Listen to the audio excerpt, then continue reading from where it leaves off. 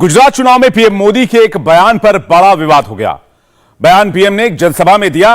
उन्होंने कहा कि जिस गुजरात का निर्माण हमने किया है, विरोधी कहते हैं गुजरात के निर्माण का दावा मोदी कैसे कर सकते हैं, उसे तो सबने मिलकर बनाया है। बयान किस संदर्भ में दिया गया, बयान की भावना क्या है, यह अलग विषय है। लेकिन अगर यह मान लिया जाए कि मोदी ने गुजरात को बनाया है, तो इस दावे की सच्चाई कितनी होगी? क्या इसकी सच्चाई पर गुजरात के लोग विश्वास करेंगे? यह जानने की हमने कोशिश की है आज मोदी स्टोरी में।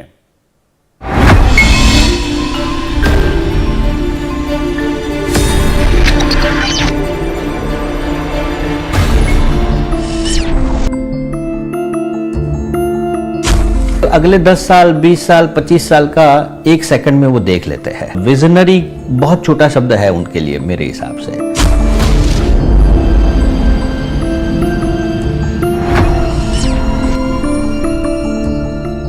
का जो thinking big and executing in scale, ये मोदी जी की एक वर्किंग स्टाइल रही है। मोदी जी छोटा नहीं सोचते, वो हमेशा बड़ा सोच, उनकी सोच हमेशा बड़ी होती है।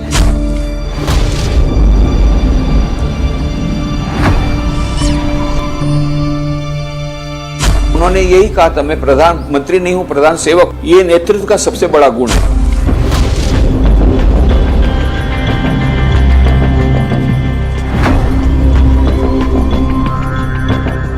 नेचुरल अट्रैक्शन था उनमें, मगर फिर भी कुछ ऐसा मैग्नेटिक था कि जो उनको आकर्षित करता था अपनी ओर।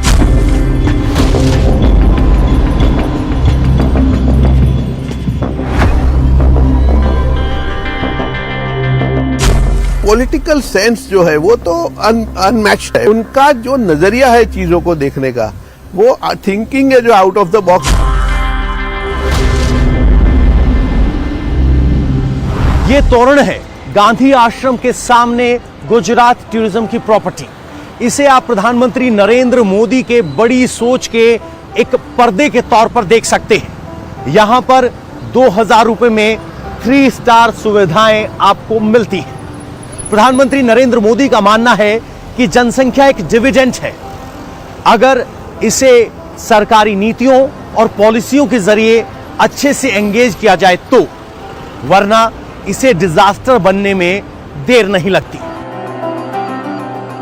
इसके लिए प्रधानमंत्री नरेंद्र मोदी ने पर्यटन पर जोर दिया। आजादी के बाद के नए पर्यटन स्थल विकसित करने के बिग ड्रीम को क्रिएट किया। थिंक बिग, एग्जीक्यूट इन स्केल के कुशल प्रशासनिक दृष्टिकोण का असर अब पूरे देश में दिखने लगा है। काशी, केदारनाथ, अयोध्या और उज्जैन, यहां पर्यटन के विकास के जरिए रोजगार के नए अवसर पैदा हो रहे हैं।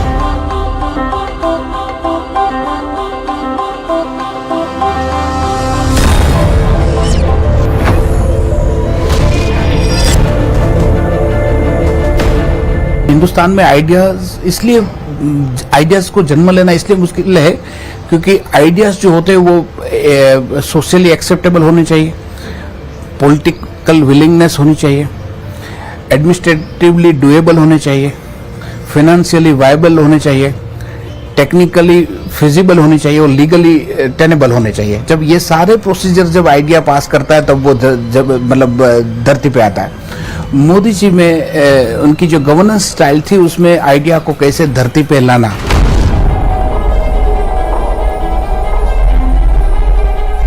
उसमें एक उनकी ये खूबसूरती थी और ये एक उनका यूएसपी था। मैं आपको बताऊं कि आइडिया को कैसे धरती पे लाना। तो उसने सोचा when there is a will there is a way. तो उसी तरह से उसने गुजरात टूरिज्म को ये जिम्मेवारी दी, खुद मॉनिटर किए और गुजरात में टूरिज्म को डेवलप करने के लिए, चलो वो ये प्लेस तो डेवलप हो जाएगा मगर टूरिस्ट कैसे आएंगे, तो उसके लिए अमिताभ बच्चन को वो ब्रांड एम्बेसडर गुजरात टूरिज्म का बताया। और जिस प्रकार से अमिताभ बच्चन कहते हैं कि कच्छ नहीं देखा तो कुछ नहीं देखे, अमिताभ बच्चन जब गुजरात के जंगलों में जाते हैं, सापुतारा में, तो कहते हैं कि कब तक रहेगा सीमेंट के जंगलों में, कुछ दिन तो गुजारिए गुजरात के जंगलों में। तो उसी प्रकार से अमिताभ बच्चन को गुजरात टूरिज्म का ब्रांड एम्बेसडर बना के मोदी जी ने ये आइडियाज को धरती पे लाया। अरे कब तक बैठे रहेंगे आप सीमेंट के मकान में, कुछ दिन तो गुजारो गुजरात में।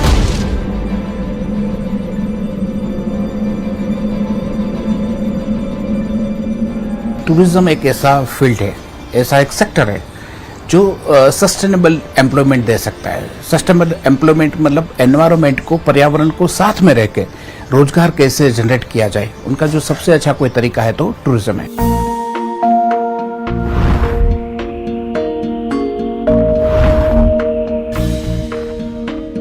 गुजरात में मोदी जी ने टूरिज्म सेक्टर को अच्छी तरह से डेवलप किए।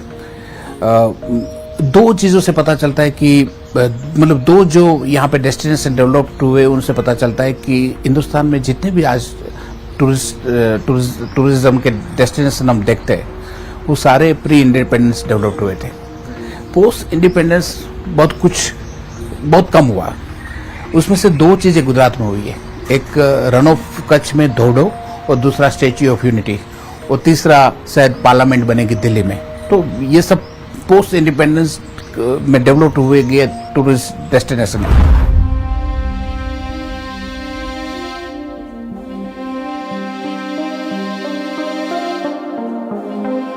मोदी जी जब संघ के काम कर रहे थे कच्छ में, तब वो देख रहे थे कि ये कच्छ इतना अच्छा सफेद रन है, चांदनी पूनम की चांद में तो इनका जो रिफ्लेक्शन होता है, इनका नज़ारा बहुत खूबसूरत है, उसको डेवलप करना चाहिए।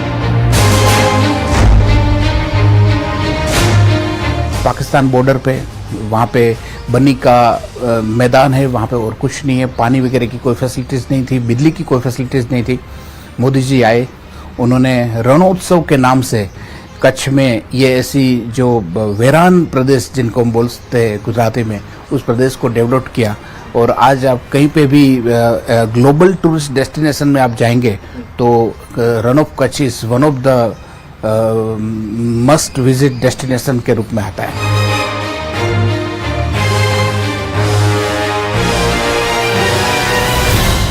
केंद्र में वो गए तो नीति आयोग जो प्लानिंग कमीशन था वो उसका नाम बदल के नीति आयोग किया। नीति आयोग के अंदर उन्होंने एक अटल इनोवेशन मिशन की स्थापना करी। मैं समझता हूँ 2011 में IIM के अंदर एक इंक्यूबेशन सेंटर था। इंक्यूबेशन सेंटर की डेफिनेशन से लेके किसी भी एजुकेशन इंस्टीट्यूट के वाइस चांसलर के पास चले जाओ, उस वक्त हमारे पास करीब 40 एक यूनिवर्सिटी होगी, आज हमारे पास 100 से ज़्यादा यूनिवर्सिटी है। लेकिन किसी को ये आइडिया नहीं था कि हमारे बच्चे को हमें क्रिएटिव कैसे बनाना, इनोवेटिव कैसे बनाना, इसके लिए हमें कोई एक एक्सेलरेटर चाहिए, इंक्यूबेशन सेंटर चाहिए। अटल इनोवेशन मिशन ने पहली बार ऐसी योजना बनाई, अगले 5 साल में क्या करेंगे, अगले 10 साल में क्या करेंगे, अगले 25 साल में क्या करेंगे। आपको जान के आश्चर्य होगा कि जिस देश के अंदर इंक्यूबेशन सेंटर 10 साल पहले किसी को मालूम नहीं था, आज सिर्फ गुजरात को आप पकड़ लो तो 40 से ज़्यादा इंक्यूबेशन सेंटर गुजरात में है। और इसके अंतर्गत हर इंक्यूबेशन सेंटर के अगर आपने 2-5 हज़ार भी लड़के चले गए तो आप सोच लो कि एंटरप्रेन्योरशिप और इनोवेशन का ये जो माहौल है, बार बार नरेंद्र मोदी साहब बोल रहे हैं कि हमने 100 यूनिकॉर्न कर दिए। कैसे कर दिया? जब 2010 में आपके पास एक यूनिकॉर्न नहीं था, एक स्टार्टअप नहीं था, स्टार्टअप की पॉलिसी नहीं थी, 2014 में उसको इंप्लीमेंट किया, 2015, 16, 17 में स्टार्टअप और स्टैंड अप इंडिया किया, और आज 2022 में हम ऐसे गर्व से कह सकते हैं कि पूरे वर्ल्ड के अंदर स्टार्टअप के अंदर जो यूनिकॉर्न होते हैं वो सबसे फास्टेस्ट यूनिकॉर्न इंडिया कर रही है।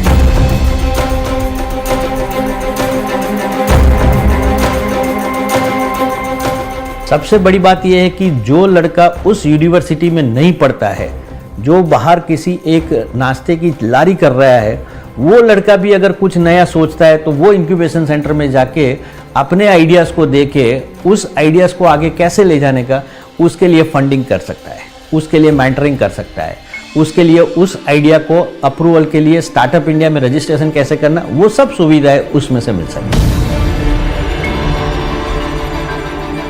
चीफ मिनिस्टर थे तब कहा करते थे कि कुछ सालों में गुजरात का जो मतलब हिंदुस्तान का जो डेमोग्राफिक डिविडेंड होगा वो दुनिया में सबसे ऊंचा होगा। यदि इस डेमोग्राफिक डिविडेंड को हम चैनलाइज ठीक से नहीं करेंगे गवर्नमेंट प्रोग्राम और पॉलिसी के थ्रू, यदि करेंगे तो वो डेमोग्राफिक डिविडेंड रहेगा, वो डेमोग्राफिक मतलब वो सरप्लस बनेगा। मगर यदि ये डेमोग्राफिक डिविडेंड को हम चैनलाइज नहीं करेंगे तो दैट में लीड टू डेमोग्राफिक डिजास्टर।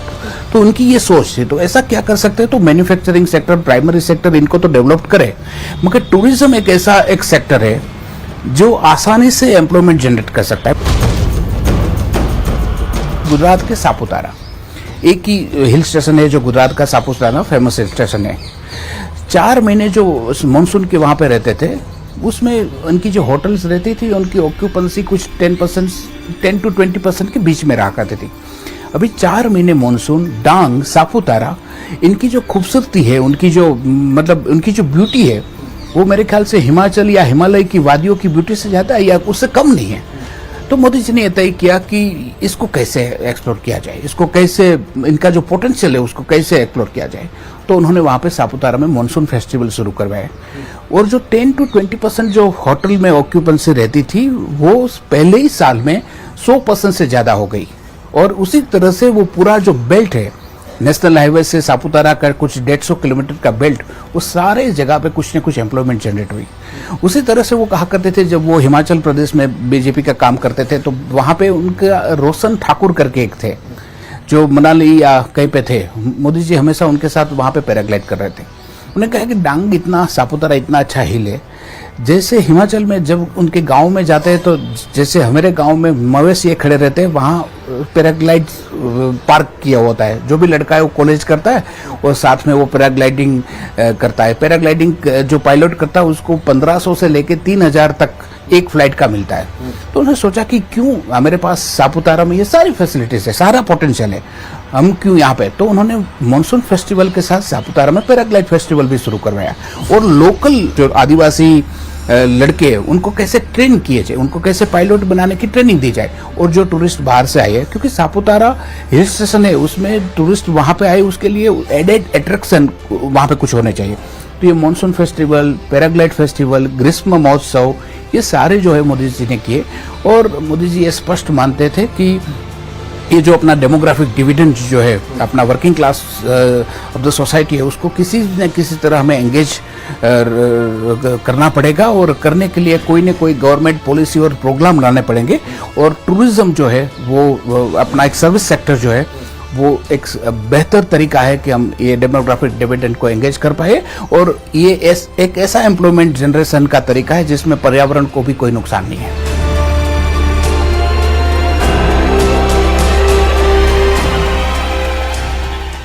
एक तो उनका इंटेंस फोकस कि कोई भी चीज हो, कोई अगर एक कोई विषय के ऊपर ब्यूरोक्रेट के साथ मीटिंग करते होंगे, जब ब्यूरोक्रेट को कुछ काम देते होंगे तो पूरे फोकस के साथ उन्होंने पहले स्टडी कर लिया होता है। तो ब्यूरोक्रेट को सिर्फ वो उनकी गाइडलाइन फॉलो ही करने की होती थी, उनको दिमाग लड़ा के काम सोचना नहीं होता था उसमें। उनके पास पूरा रोड मैप तैयार करके देते होंगे, तो इसलिए उनको एग्जीक्यूट ही करना चाहिए, तो उसको एफिशिएंसी बढ़ जाती है।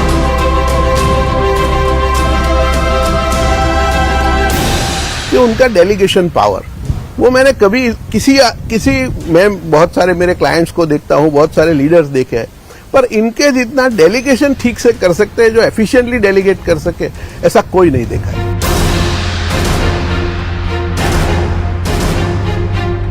इस वक्त हम शाह आलम इलाके के स्वामीनारायण आर्ट्स कॉलेज में हैं। प्रधानमंत्री नरेंद्र मोदी के सहयोगी ने बताया कि उनकी पहली मुलाकात इसी स्वामीनारायण आर्ट्स कॉलेज में हुई थी। मोदी मोटे अनाज की वकालत करते हैं और बाजरे को सबने अब सुपरफूड मान लिया है।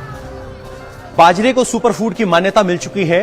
अंतर्राष्ट्रीय संस्थाओं ने इस साल को मोटे अनाज का वर्ष या कहें कि मिलेट्स ईयर घोषित किया हुआ है। प्रधानमंत्री नरेंद्र मोदी के जीवन में बाजरे का महत्व भी यहीं से स्थापित होता है, जब वो कॉलेज के दिनों में अपने वड़नगर के गांव से एक बाजरे का रोटला खाकर यहां पहुंचते थे। इतना ही नहीं, प्रधानमंत्री नरेंद्र मोदी के जीवन में टेक और स्टाइल की एंट्री कहां होती है, आइए आपको वो भी बताते हैं। नरेंद्र भाई के साथ मेरा पहला परिचय शायद 1970 था और हम कॉलेज में पहली बार एक बेंच पर बैठे थे। तब मेरा उनसे कोई परिचय नहीं था कि वे नरेंद्र भाई मोदी है और ये, तब तो वो संघ के विस्तारक भी नहीं निकले थे, प्रचारक भी नहीं निकले थे। और हम साथ में बैठते थे, 2-3 लोग थे कि जो कॉलेज सुबह में अटेंड करते थे और बाद में अपने काम पर जाते थे। तो उस टाइम नरेंद्र भाई भी वडनगर से सुबह 5 बजे निकलते थे। तो उन्होंने मुझे एक बार बताया कि मैं सुबह 5 बजे निकलता हूँ। मैंने बोला कि आप कैंटीन में खाते हो बाद में? बोला नहीं, मैं कैंटीन में नहीं खाता हूँ, सुबह में घर से बाजरी का मोटा जो बड़ी रोटी होती है वो और दूध खा के आता हूँ और शाम को जाके वापस फिर से वडनगर जाके खाता हूँ। मैं भी विद्यार्थी परिषद का कार्य करता था। मैं भी कॉलेज वगैरह में इंटरेक्शन के लिए अलग अलग कॉलेज पर, मेरी खुद की कॉलेज पर भी और दूसरी कॉलेजों पर भी जाते थे। मगर हमने देखा कि जब भी नरेंद्र भाई आते हैं तो क्राउड बहुत बड़ा हो जाता है। उनकी बात करने की पद्धति, उनकी अपना विचार रखने का सिस्टम, वो सबके कारण लोग युवा भाई और बहन बहुत अट्रैक्ट होते थे उनसे। और एक बार जो जिनसे उनका परिचय हो गया वो उनका मुरीद हो जाता था। तो ये हमने देखा, तो हमको तो ऐसा होता था कि हम भी यार नरेंद्र भाई जैसी पर्सनालिटी कब बनाएं, ऐसा हमको दिल में होता था। नेचुरल अट्रैक्शन था उनमें, और बात करने की पद्धति वगैरह तो अच्छी थी ही उनकी, मगर फिर भी कुछ ऐसा मैग्नेटिक था कि जो उनको आकर्षित करता था अपनी ओर। नरेंद्र मोदी जी ने इनको आत्मसात में उसको कहा, देखिए मैं आपका कैसा अनुगत शिष्य हूं, आपने मुझे कहा था दाढ़ी मत काटना, अभी भी मैं दाढ़ी रखा हूं। ये तो हमको किसी को पता नहीं था दाढ़ी का रहस्य कि क्यों दाढ़ी रखे हैं।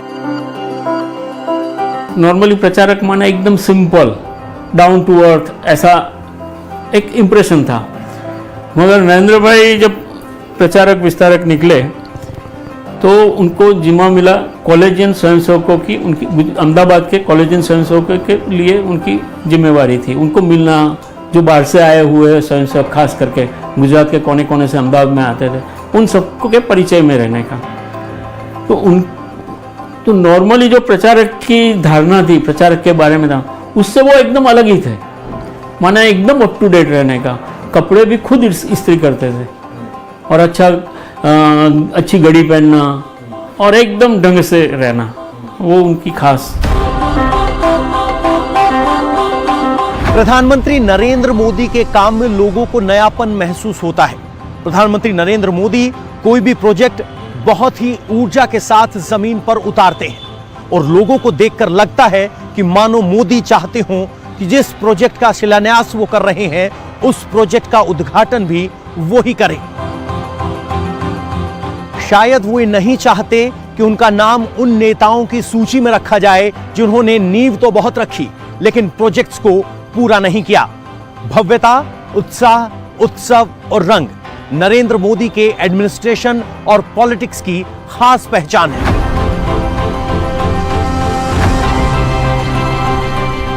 मोदी जी का जो thinking big and executing in scale, ये मोदी जी की एक वर्किंग स्टाइल रही है।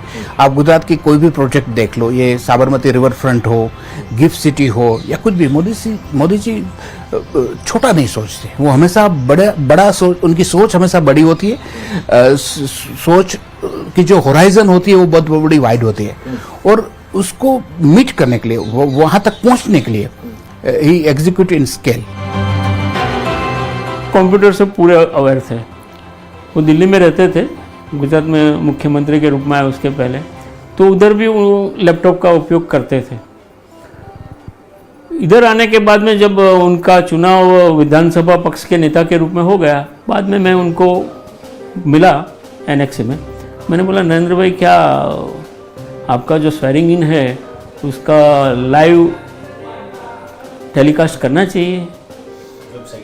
हाँ, बोला हो सकता है। मैंने बोला वैसे लाइव हो सकेगा मगर वो अपना वेबसाइट पर करना पड़ेगा। सीएम गुजरात करके वेबसाइट थी, उसके ऊपर हम रख सकते हैं। तो बोले हो जाएगा, मैं कोशिश करके बताता हूँ आपको।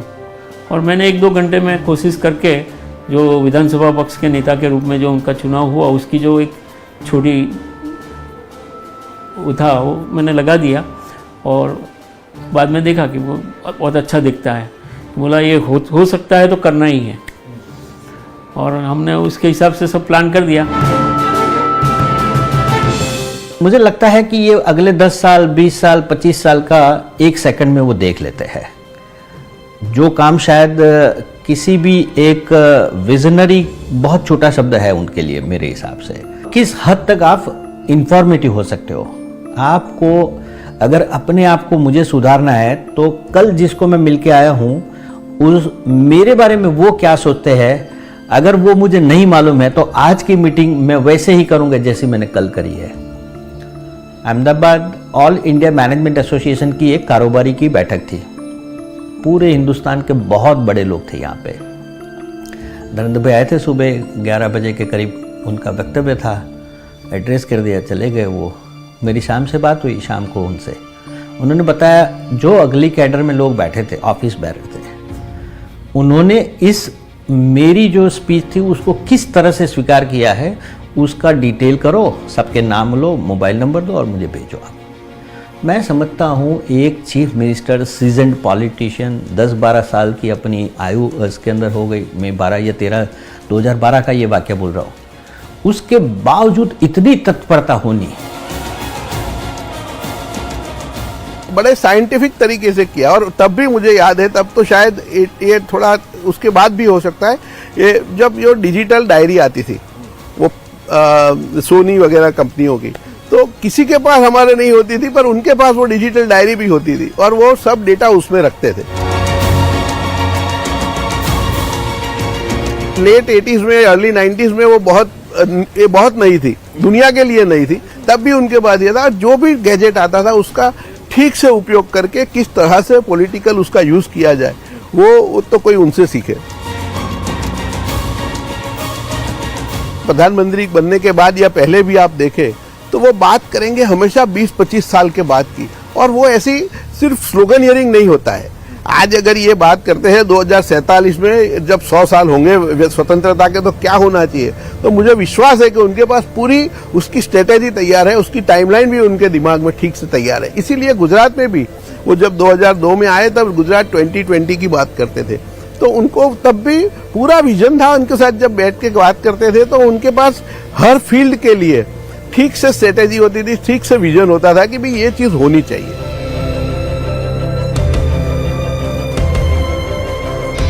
जो लोग नरेंद्र मोदी को जानते हैं उनके जरिए हम नरेंद्र मोदी को समझने की कोशिश कर रहे हैं।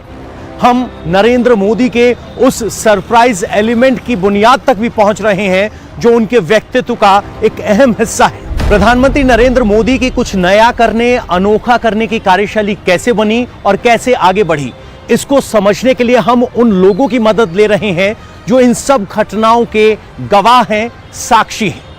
मोदी को समझने की हमारी मोदी स्टोरी जारी है।